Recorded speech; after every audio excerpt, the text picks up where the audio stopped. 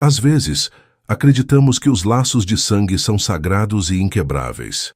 Mas o que fazer quando o afeto se torna uma ferramenta de manipulação financeira? Nesta história, vamos testemunhar até onde a inveja e o favoritismo podem ir dentro de uma família aparentemente comum. Quando uma avó decide que o amor dela tem um preço, o preço exato de um MacBook comprado com muito esforço para uma criança de 9 anos, as máscaras caem. Mas o que ninguém esperava era que a paciência de um homem tranquilo tivesse um fim tão afiado e preciso. Preparem-se, pois o silêncio que se seguiu àquela exigência absurda foi apenas a calma antes de uma tempestade devastadora e satisfatória. Antes de começarmos essa história incrível, não se esqueça de curtir o vídeo, se inscrever no canal e contar pra gente nos comentários de onde você está ouvindo essa história. O ar-condicionado do nosso carro parecia não dar conta do calor sufocante daquela tarde de domingo, típico de um verão impiedoso no interior de São Paulo. Mas, para ser honesta, o suor frio que descia pelas minhas costas não tinha nada a ver com a temperatura externa. Tinha a ver com o destino que o GPS indicava, piscando aquela bandeirinha quadriculada que, para mim, mais parecia um sinal de perigo. A casa da minha sogra, Dona Neide. Eu olhei para o banco de trás pelo espelho retrovisor. Minha filha, Alice, de 9 anos, estava alheia à minha ansiedade, completamente imersa no mundo colorido da tela do seu novo MacBook. Aquele objeto prateado e reluzente em seu colo não era apenas um computador. Era o troféu de um esforço monumental. Ricardo, meu marido, dirigia em silêncio, tamborilando os dedos no volante no ritmo de uma música que nem estava tocando. Ele sabia. Ele sentia a tensão, irradiando de mim como ondas de calor no asfalto. Nós tínhamos passado os últimos 8 meses economizando cada centavo, cortando jantares fora, cancelando serviços de streaming supérfluos e fazendo horas extras exaustivas para comprar aquele notebook de R$10.000. Não era um capricho. Alice havia demonstrado um talento precoce e assustador para a edição de vídeo e design gráfico. Os professores da escola haviam nos chamado, impressionados com o que ela conseguia fazer no computador velho da biblioteca. Decidimos investir nela. Aquele MacBook era a ferramenta para o futuro dela, o nosso voto de confiança no potencial da nossa filha. Você acha que ela vai comentar? Ricardo perguntou, quebrando o silêncio sem tirar os olhos da estrada. Sua mãe? Soltei um riso nervoso, quase engasgado. Ricardo, a Dona Neide comenta sobre a marca do arroz que eu compro. Você acha que ela vai deixar passar um notebook da Apple no colo da neta? A questão não é se ela vai comentar, é como ela vai destilar o veneno. Ele suspirou, um som pesado e resignado. Ricardo era um homem bom, trabalhador, um gerente de logística que evitava conflitos a todo custo, especialmente com a mãe. Dona Neide era uma daquelas matriarcas que governavam a família com uma mão de ferro envolta em chantagem emocional e culpa católica. Desde que me casei com Ricardo, há 12 anos, eu era a intrusa, a mulher que roubou o filhinho dela, apesar de eu ser a responsável por lembrar de todos os aniversários, comprar os presentes e manter a diplomacia. Chegamos a casa, um sobrado antigo com a pintura descascando em alguns pontos, mas com aquele jardim impecável que ela cultivava para manter as aparências para os vizinhos. Assim que desligamos o motor, o portão se abriu. Não era Dona Neide, era Vanessa, a irmã mais velha de Ricardo, e sua filha, Brenda, de 18 anos.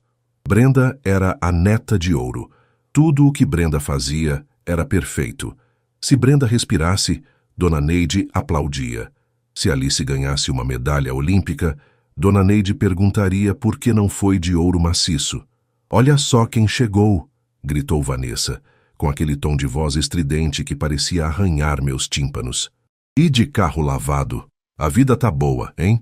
Respirei fundo, contei até 3 mentalmente, um ritual que eu repetia dezenas de vezes naquelas visitas, e saí do carro. O calor nos atingiu em cheio. Oi, Vanessa. Oi, Brenda. Cumprimentei, tentando sorrir. Alice desceu do carro abraçada ao notebook, como se fosse um escudo. Ela sabia, instintivamente, que aquele ambiente era hostil. mesmo que nunca tivéssemos dito isso com todas as up letras. Oi, tia. Oi, minha prima. Alice disse baixinho. Entramos na sala, que cheirava a lustramóveis e feijão com louro. Dona Neide estava sentada em sua poltrona de veludo marrom, aquela que ninguém mais podia sentar, abanando-se com um leque de plástico. A bênção! Mãe, Ricardo disse, beijando a testa dela. Deus te abençoe, meu filho. Achei que não vinham mais. A carne já está quase seca. Ela resmungou, lançando um olhar crítico para mim. Oi, querida. Engordou um pouquinho. Esse vestido marca bem o quadril. Oi, a dona Neide. É o modelo, respondi, ignorando a alfinetada e sentindo meu estômago contrair. Foi então que os olhos de águia dela pousaram no objeto prateado nos braços de Alice. Foi quase físico. Eu vi a pupila dela dilatar. O ambiente, que já estava tenso, ficou eletricamente carregado. Brenda, que estava mexendo no celular no sofá, também levantou os olhos. O que é isso aí, Alice? Brenda perguntou, com um tom de cobiça que não tentou disfarçar. É meu computador novo, Alice respondeu, com a inocência de quem não entende a maldade alheia. O papai e a mamãe me deram para eu editar meus vídeos. Deixa eu ver. Brenda estendeu a mão, não como um pedido, mas como uma ordem. Alice, educada como a criamos, entregou o laptop para a prima. Brenda abriu a tampa. A maçã iluminada brilhou na sala um pouco escura. Dona Neide se inclinou para a frente na poltrona, os olhos semicerrados calculando o valor. É um MacBook Air, Brenda murmurou, passando a mão pelo teclado. O modelo novo, com chip M2. Nossa, isso custa uma fortuna. Quanto foi isso, Ricardo? Dona Neide disparou, a voz afiada como uma lâmina. Foi um investimento, mãe. A Alice tem talento. Ela precisa de equipamento bom. Ricardo tentou desconversar, já suando. Investimento? Para uma criança de 9 anos ver desenho? Vanessa soltou uma gargalhada debochada. Enquanto isso, a Brenda está sofrendo com aquele notebook velho da Positivo para fazer os trabalhos da faculdade de Direito. Eu senti o sangue subir para o meu rosto. A Alice não vê desenho. Vanessa, ela edita vídeos em 4K. E nós trabalhamos muito para comprar isso. Não pedimos dinheiro a ninguém, intervi, minha voz saindo um pouco mais dura do que eu pretendia. O silêncio que se seguiu foi constrangedor. Dona Neide me olhou com um desprezo gelado. Ninguém disse que vocês pediram dinheiro. Mas família é família. Uns têm muito, outros têm pouco. A gente ajuda quem precisa. O almoço foi um suplício. O barulho dos talheres batendo nos pratos parecia ensurdecedor. Ninguém falava sobre o computador, mas ele estava lá, em cima da mesa de centro, como um elefante branco na sala. Eu via Brenda olhando para o aparelho a cada garfada, cochichando com a mãe. Eu sabia que algo estava sendo tramado.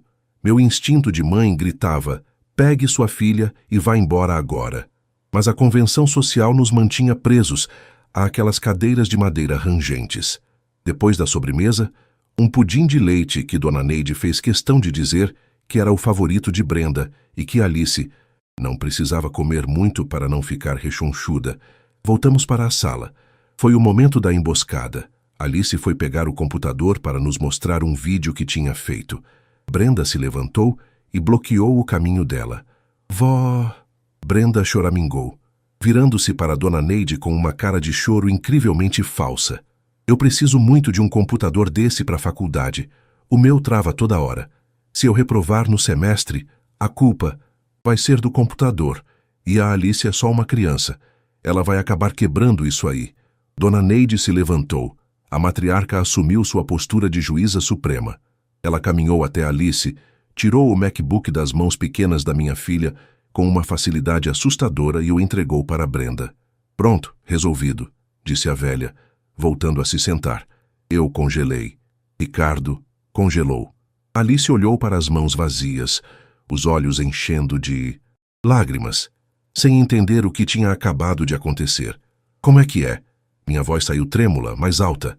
Dona Neide, devolva o computador da minha filha. Agora. Dona Neide me olhou com uma arrogância que eu jamais esqueceria. Não se meta, garota. Estou falando com meu filho e minha neta. Ela se virou para Alice, que já começava a soluçar. Alice, você ama a vovó, não ama? Alice assentiu, chorando, morrendo de medo. Então você vai dar esse presente para a sua prima, porque ela precisa mais. Família divide as coisas. Você não quer ser uma menina egoísta. Quer? Mãe, isso é um absurdo. Devolve. Custou 10 mil reais. Ricardo se levantou, o rosto vermelho. Dona Neide bateu a mão na mesa de centro, fazendo os bibelôs tremerem. 10 mil reais jogados no lixo na mão de uma criança. A Brenda vai ser advogada. É o futuro da família. Ela respirou fundo, estufou o peito e olhou diretamente nos olhos de Alice, ignorando completamente a nossa presença, lançando o ultimato mais cruel que eu já tinha ouvido. Alice, escute bem o que a vovó vai dizer. Se você não der o MacBook para a Brenda agora, se você for egoísta e mesquinha igual a sua mãe... Ela fez uma pausa dramática, o veneno escorrendo de cada sílaba. Se não me der o MacBook, não me chame mais de vovó. Eu não vou ter... Neta egoísta. Escolha agora, o computador ou a sua avó. O tempo parou. O som do ventilador de teto parecia um helicóptero. Alice chorava copiosamente, o corpinho tremendo. Brenda abraçava o computador contra o peito, um sorriso vitorioso e sádico no canto da boca. Vanessa olhava para as unhas, como se aquilo fosse natural. Eu estava prestes a pular no pescoço daquela mulher. A fúria me cegava. Mas antes que eu pudesse dar um passo, senti uma mão no meu braço. Não para me segurar. Era Ricardo. Ele estava estranhamente calmo. A vermelhidão do rosto tinha sumido, substituída por uma palidez mortal. Ele olhava para a mãe dele não com raiva, mas com uma decepção tão profunda que parecia um abismo. Ele olhou para Alice chorando, olhou para o computador nas mãos da sobrinha mimada e depois fixou o olhar em Dona Neide. Ricardo deu um passo à frente, entrando no campo. Divisão da mãe. Ele ajeitou a camisa, limpou a garganta.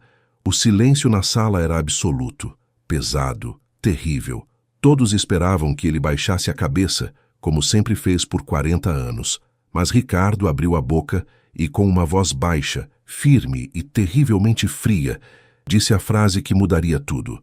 O silêncio que se instalou na sala após a ameaça de Dona Neide era tão denso que parecia ter peso físico, pressionando nossos ombros e dificultando a respiração. Eu podia ouvir o zumbido insistente de uma mosca varejeira batendo contra o vidro da janela, desesperada para sair. Uma metáfora perfeita para o que eu sentia naquele momento. Alice soluçava baixinho, um som de partir o coração, apertando as mãos vazias no colo. Brenda acariciava a tampa de alumínio frio do MacBook como se fosse um gato de estimação. Um sorriso presunçoso e cruel desenhado nos lábios pintados de gloss rosa chiclete. Vanessa, minha cunhada, checava as unhas entediada com o drama que ela mesma ajudara a criar, certa de que Ricardo, como sempre, cederia para manter a paz familiar. Ricardo ainda estava de pé.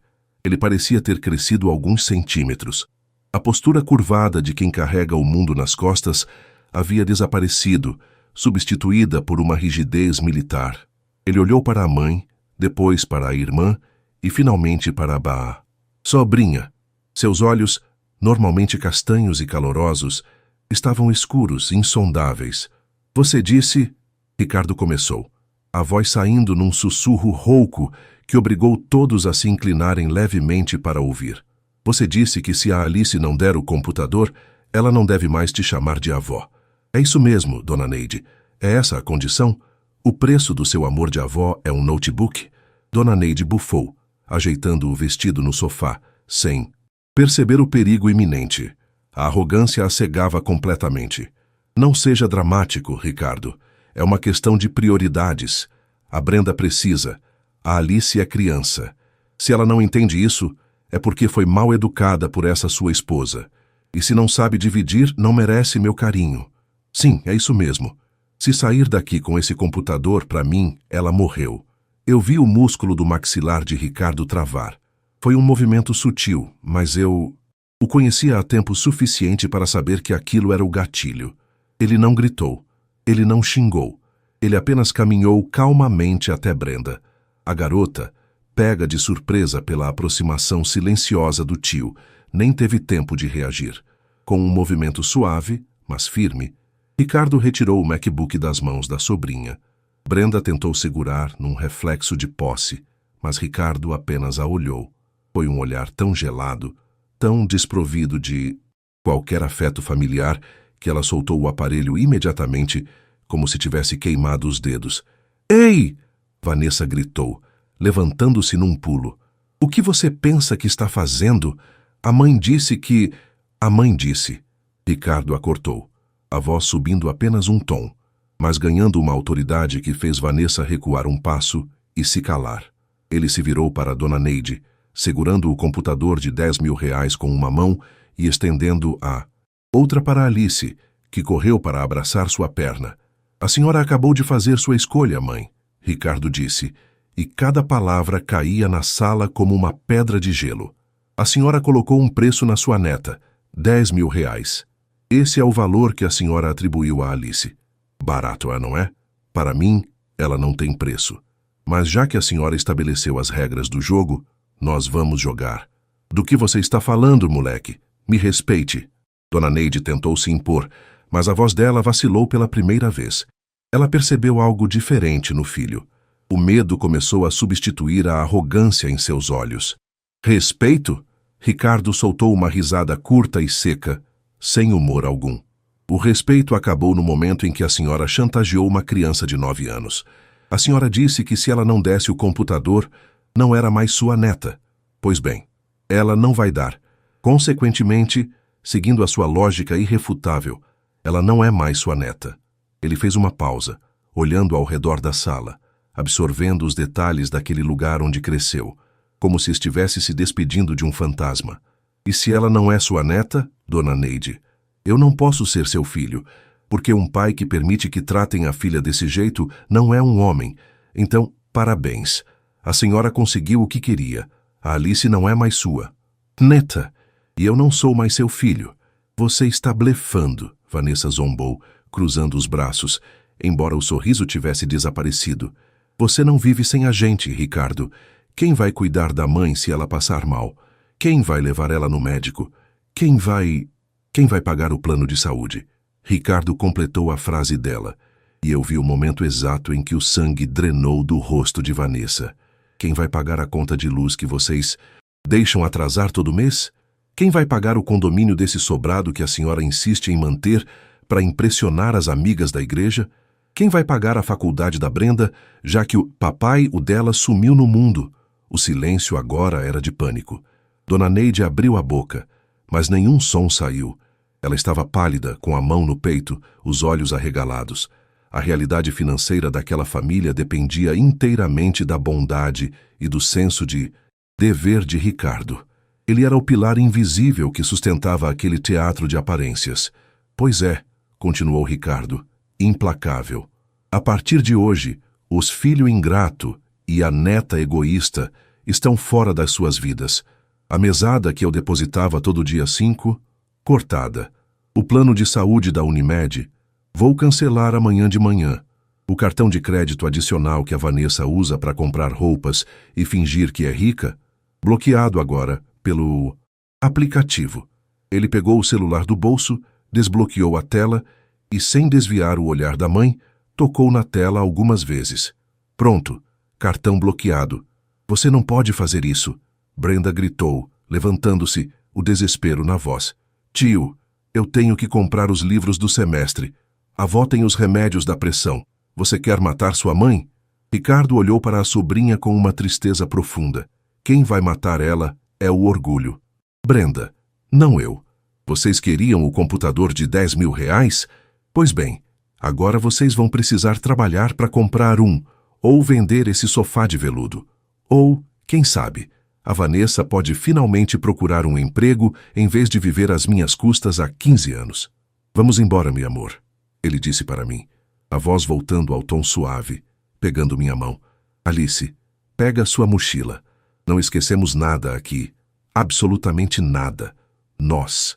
Saímos da casa em direção à porta da frente. Eu ouvi o som da cadeira de Dona Neide sendo arrastada violentamente no chão e os passos apressados dela atrás de nós. "Ricardo! Ricardo! Volte aqui!" ela gritou, a voz estridente ecoando no corredor. Você não vai virar as costas para sua mãe. É pecado. Deus vai te castigar. Você vai para o inferno por abandonar sua família. Ricardo parou com a mão na maçaneta da porta de entrada. O sol lá fora brilhava convidativo, um contraste gritante com a escuridão daquela casa. Ele se virou uma última vez. Dona Neide estava no meio do corredor, apoiada em Vanessa, ambas com expressões de puro terror financeiro disfarçado de indignação moral. Família, mãe?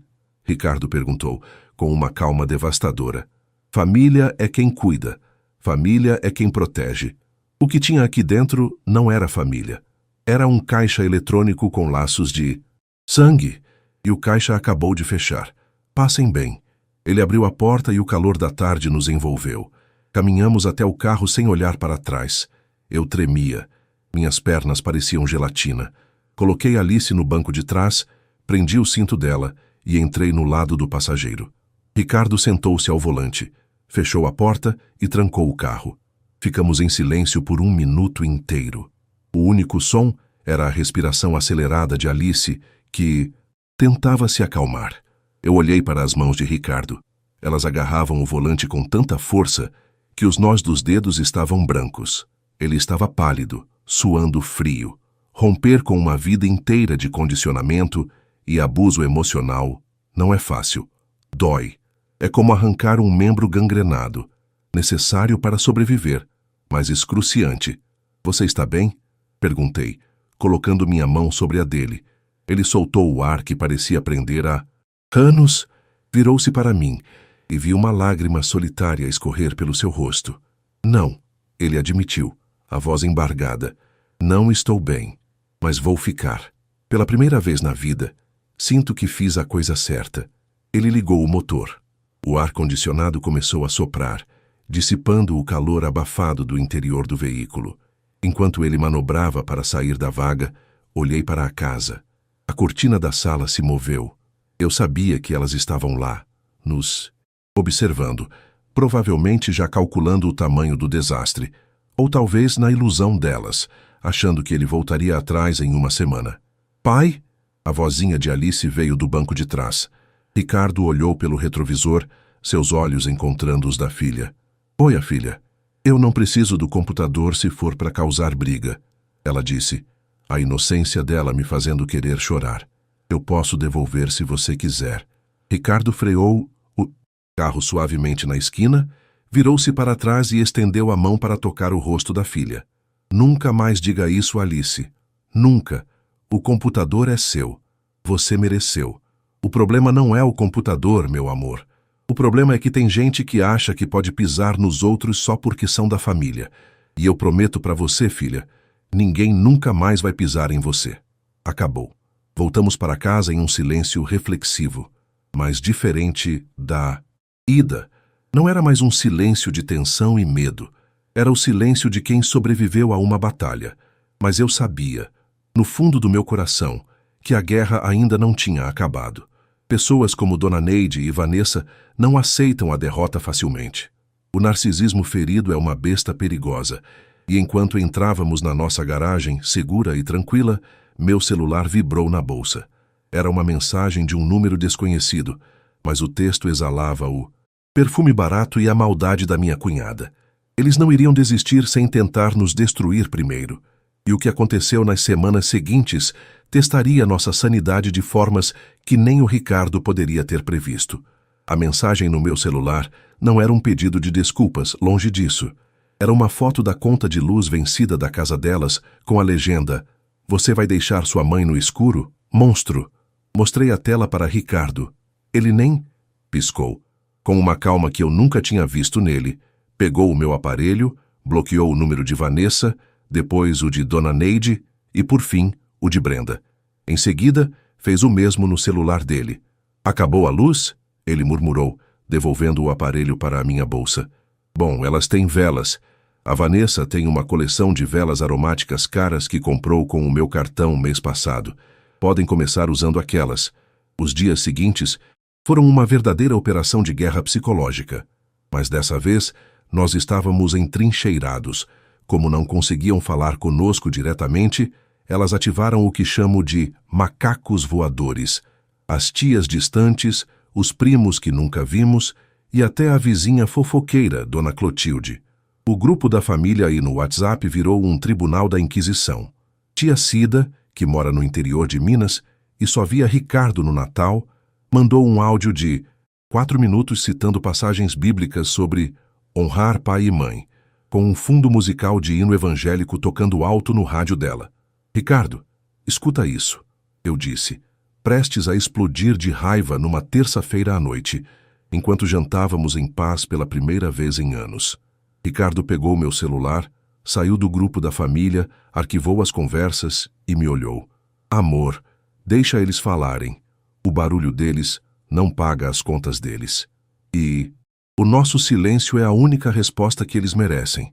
Vamos focar no que importa. Olha a Alice. Olhei para a sala. Alice estava com os fones de ouvido, rindo, editando um vídeo das férias passadas no seu MacBook. Ela não parecia a criança chorosa de dias atrás. Ela estava radiante, criativa, livre. Aquele notebook não era apenas um eletrônico.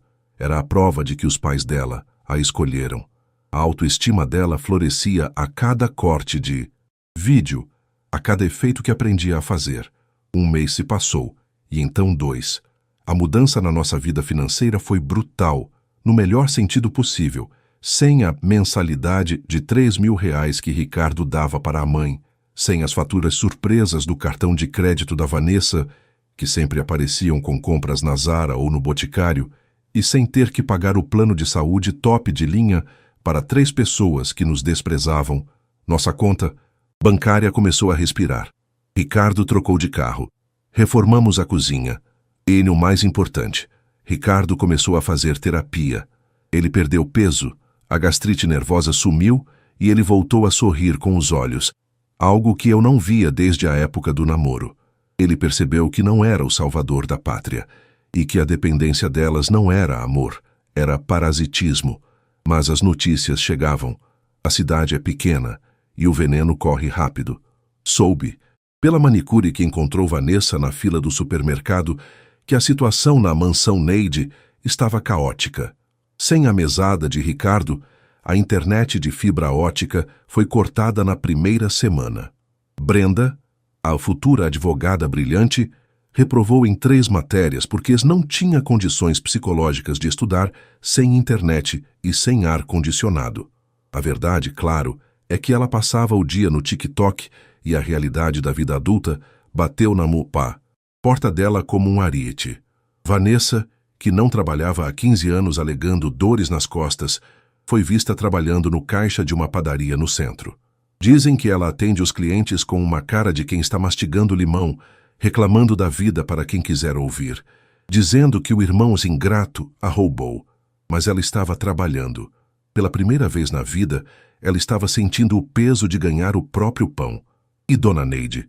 Bem, o orgulho é um prato que se come frio e sozinho.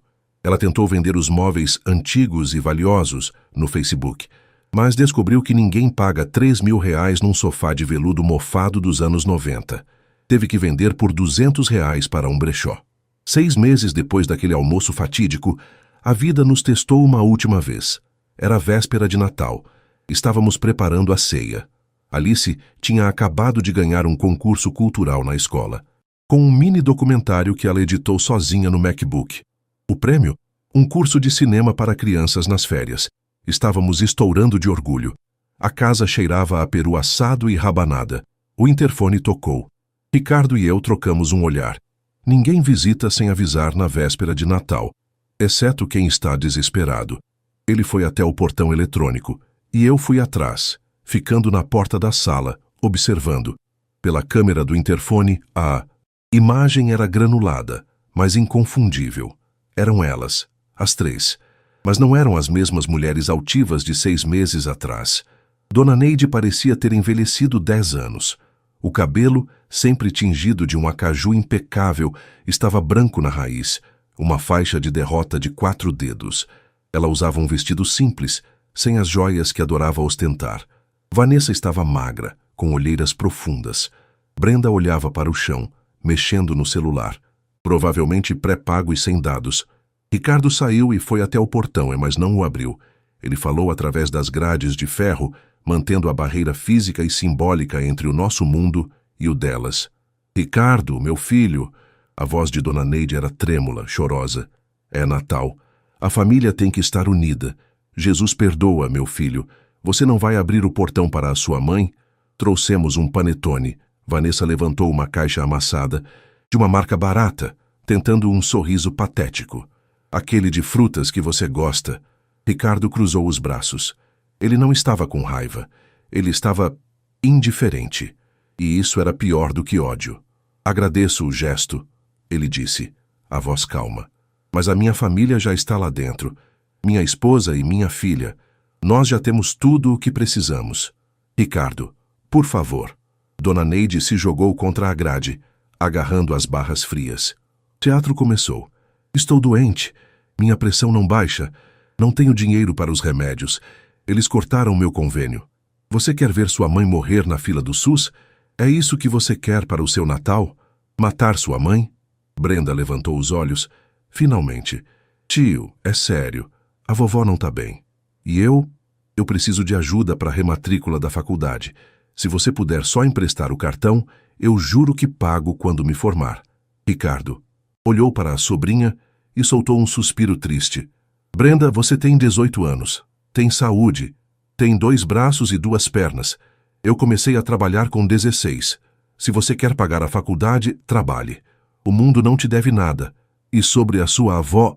Ele olhou para Dona Neide, que agora chorava copiosamente, um choro feio e desesperado de quem percebeu que a manipulação não funcionava mais. Mãe, a senhora tem uma casa quitada. Tem aposentadoria. Se não consegue manter o padrão de vida de rica, venda a casa e mude para um apartamento menor. Venda as roupas de marca. A senhora não está passando fome, está passando vergonha. O SUS é um sistema digno. Milhões de brasileiros usam. Se a senhora se acha boa demais para ele, é um problema do seu ego, não do meu bolso. Você é um monstro, Vanessa gritou, a máscara caindo instantaneamente. Um egoísta. Vai. Arder no mármore do inferno. Deixar a mãe assim. Sua mulher fez sua cabeça, aquela víbora. Ricardo sorriu.